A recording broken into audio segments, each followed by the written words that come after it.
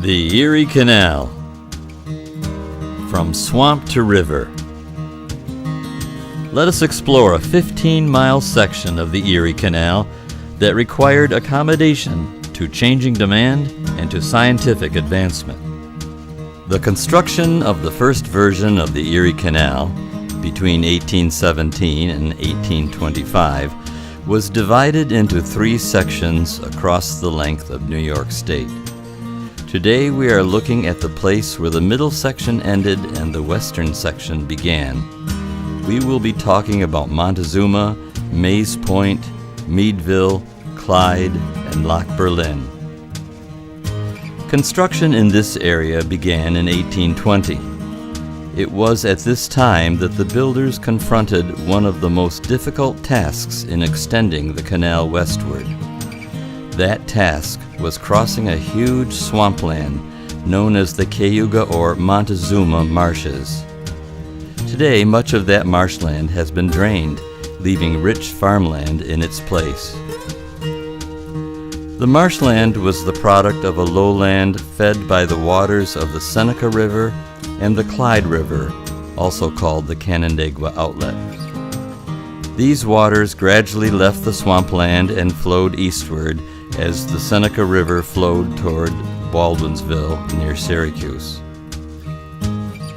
The goal of the canal engineers was to bring the canal digging to an end when the 4-foot deep ditch reached the Seneca River.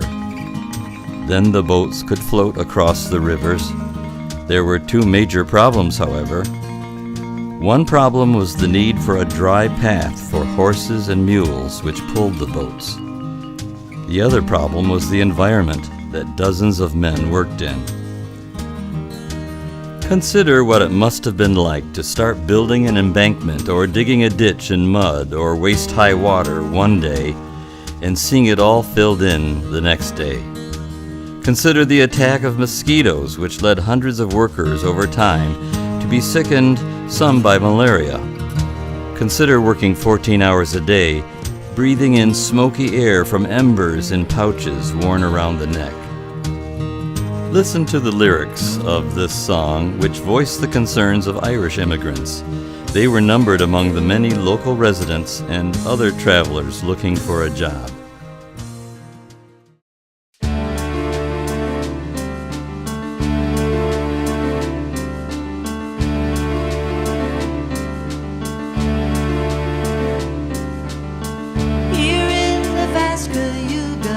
Marshes that never end, owns a goose and the eagle, her cattails in the wind, just the will of Irishmen.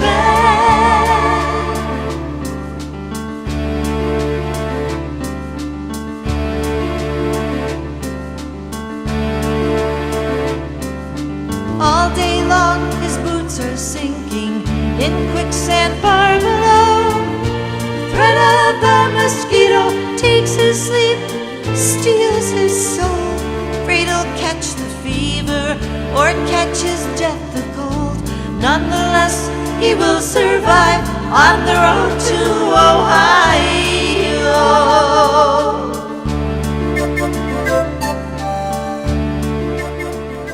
Governor DeWitt Clinton was a constant supporter of the canal effort. His support and the energies of the builders found a solution that was not perfect, but was adequate to move boat traffic across the marshland. Eventually, a series of foundations for posts that could carry a bridge were sunk into the swamp.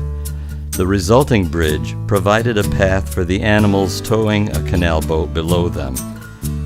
Unfortunately, this solution had its own problems during years of high water or low water in the Seneca River. Canal traffic in this section was now possible, although a boat captain might wait hours or even days for his turn to cross the marsh. After many years of looking for a better solution, one was found. Montezuma became the site of one of the longest aqueducts on the canal. This bridge carried not only mules, but also its own river and boats across and above the Seneca River. As part of the solution, the Clyde River was rechanneled so that it entered the Seneca River upstream from the aqueduct so that there was only one river for the aqueduct to cross. Enjoy the views of the remains of the aqueduct today. It opened in 1856 and was used until 1917.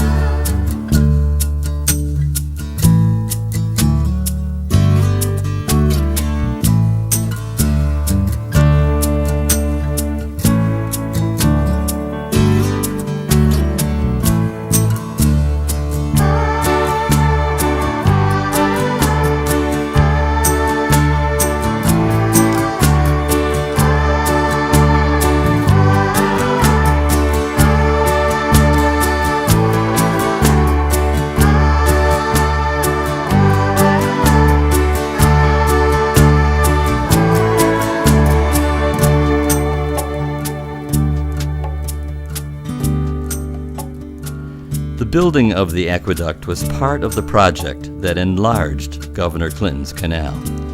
It occurred between 1835 and 1862. When finished, boats could carry 280 tons of freight instead of 75. This was because the canal was now 7 feet deep, and there were now, in many places, 2 locks instead of 1. That meant fewer delays, as boats could head west in one lock and head east in another lock.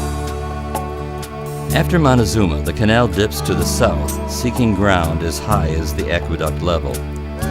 Today, if you travel south of Savannah on Route 89, you will be crossing on the Armitage Bridge. Before reaching the bridge, you can look east and west and view the remnants of the Second Erie Canal, or the enlarged Erie.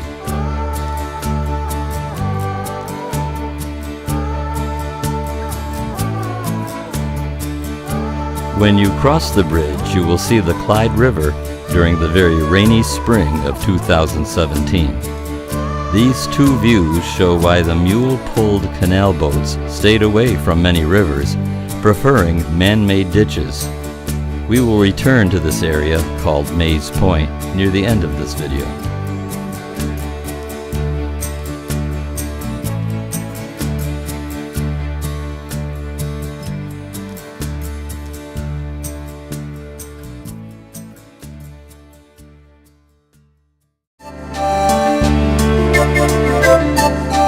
Raise the burn, lay the towpath, sawyers and loggers all.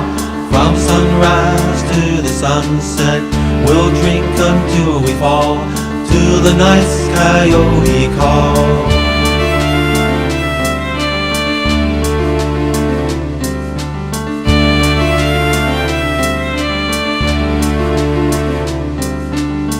No matter what I do, my work gets washed away. Neither land nor water here, in the log it disappears. I won't give in to my fear, someday soon they all will cheer. Erie Canal that's soon to flow from Albany to Buffalo.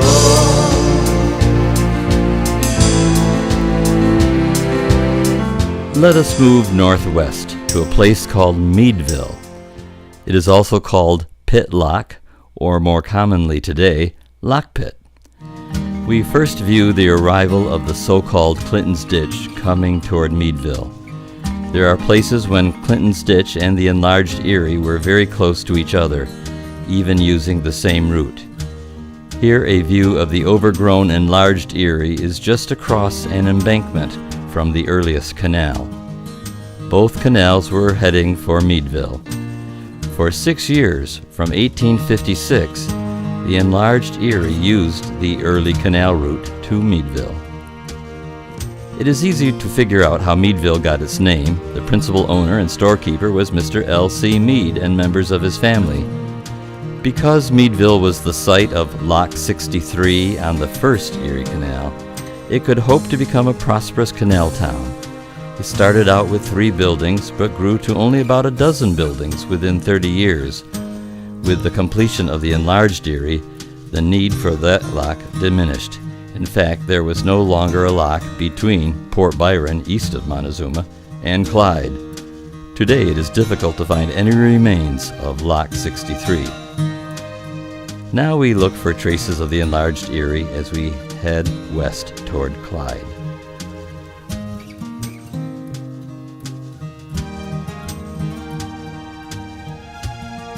We have just seen the canals, both the first and second canal route, approach Clyde. Included in these views is the Clyde Blockhouse. There had been a blockhouse in Clyde during much of the 1700s.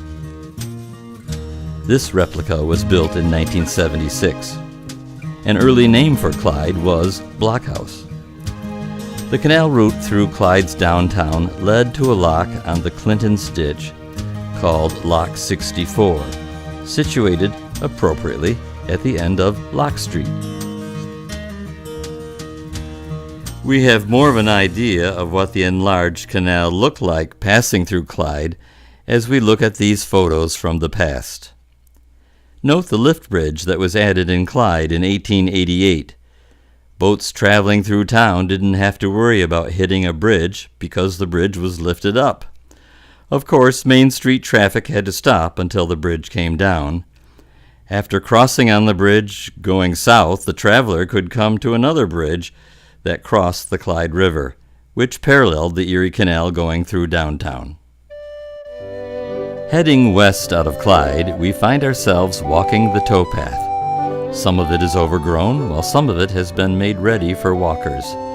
This is a portion of the Erie Canal Trail, being prepared for those who want to enjoy the history of the Albany-Buffalo route. It is interesting to note that the towpath is on the south bank of the canal. This is one of the longer stretches of the towpath that uses the south bank. A majority of towpath miles is on the north bank. As we continue our journey, we arrive on the west side of Clyde. We can observe the amazing stonework of Lock 53 of the enlarged canal, which took the place of the old Lock 64 at the end of Lock Street. Lock 53 seems to be calling us to clean it up so it can tell its story to locals and out-of-towners alike. The lock was in use in 1851.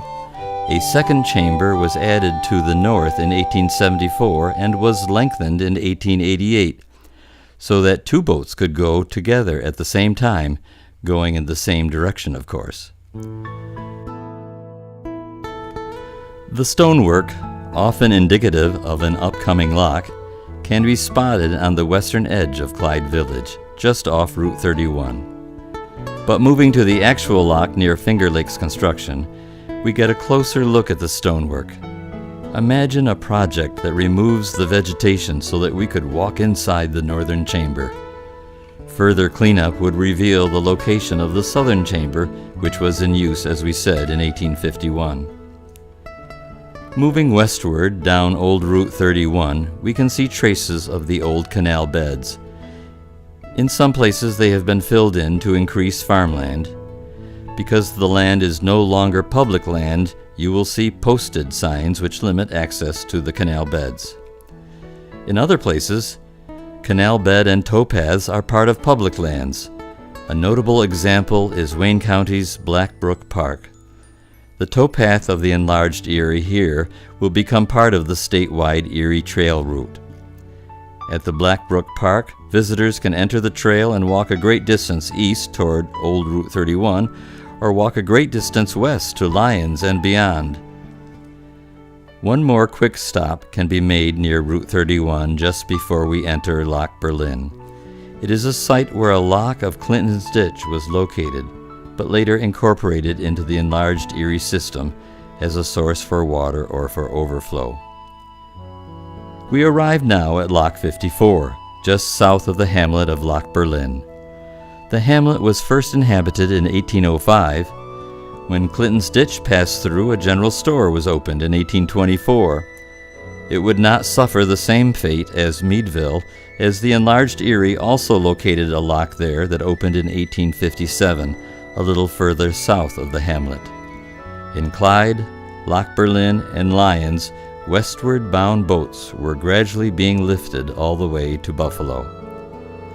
The two chambers and again much excellent stonework can be seen by visitors. The area of the lock is part of the Wayne County Park System, and the nearby towpath will be part of the State Trailway System. Nearby is a bridge above the park area, which carries the freight of the CSX line as well as the passengers on the Amtrak trains. This brief reference to railroads is a fitting introduction to the presence of the more modern version of the Erie Canal, opened in 1918. It was then called the Barge Canal. The name itself tells us that the canal had features that allow a boat or barge to carry 3,000 tons. Remember, the two earlier canals allowed boats to carry 75 and 280 tons of material. With the development of fuel-powered tugboats, a nearby towpath was no longer needed. A river could be dredged in its deepest area, and a spillway could be built at a lock to maintain water levels. A spillway would allow water to flow over a low dam when there was extra water in the river, while the same dam could keep water in the river if water was needed to maintain water levels for barges. From 1918 until today, the Erie Barge Canal has seen plenty of traffic. While it accommodated a large amount of freight movement in its earlier years, today the Erie Barge Canal mainly carries recreational traffic. Boat owners can sail from the Great Lakes of the Midwestern USA to places such as Europe or the Caribbean. We close our narration with a look at the two barge canal locks in the Port Byron to Lyons region. First, we look at the lock number 25 at Mays Point, built in 1912. Next, we will look at Lock 26, built on the Clyde River and located just east of Clyde. We will also take a look at a bridge in the distance that used to carry trains in 1900. That bridge is no longer in use, but it is now the low bridge in this western section of the canal. Boats need to be aware of how tall they are and how low the bridge is. Finally, we wish you to keep in mind the many canal stories that we haven't told. One of those stories is suggested by our closing music. It reminds us of what we could yet learn about living on a canal boat in the early days. What about the boys called Hoggies who were hired to keep the mules moving? How did so many passengers fit in the early canal boat called packet boats? How did people living near the canal benefit, even though the new ditch often separated their barns from their farms? Fortunately, a trip to your local library will help you better understand life during the canal era. You will also get a last look at the Clyde River and the Erie Canal when several boats docked there as part of a celebration in July of 2017. It is time to stop now and let you enjoy the view of the Erie Barge Canal from Lock 26.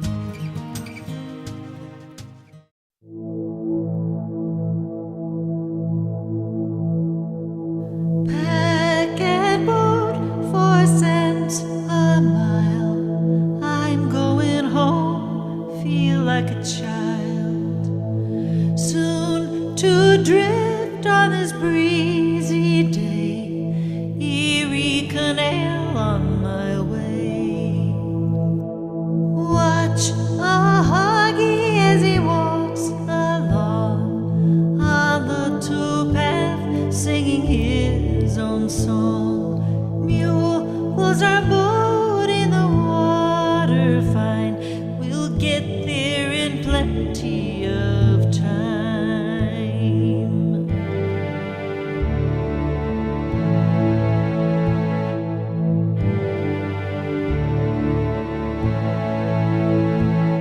Traveling under a sun-filled sky, past Utica on the way to Clyde.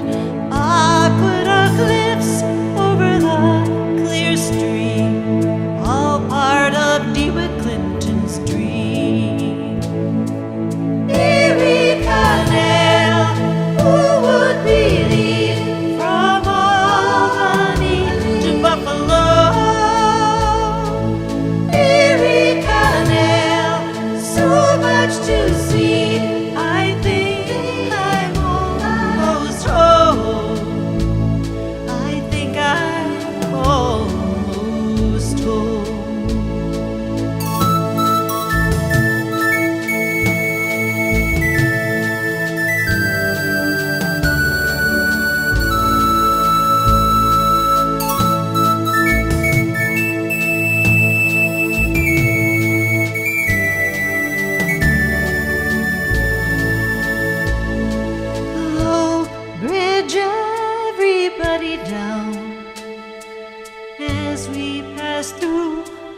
another town.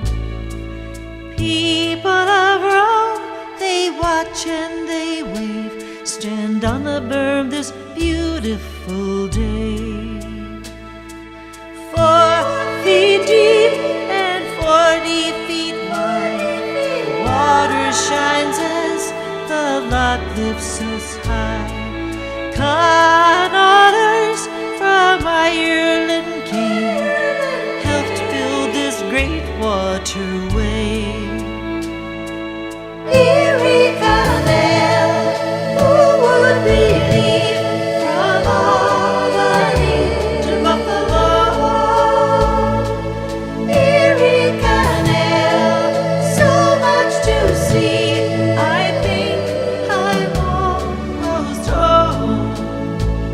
I think I'm almost home.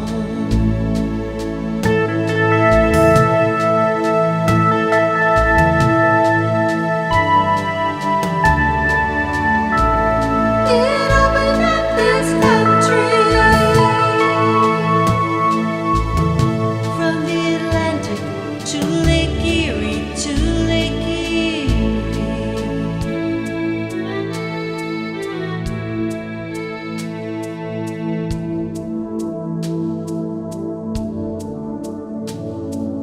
Watch a huggy as he walks along on the towpath, singing his own song.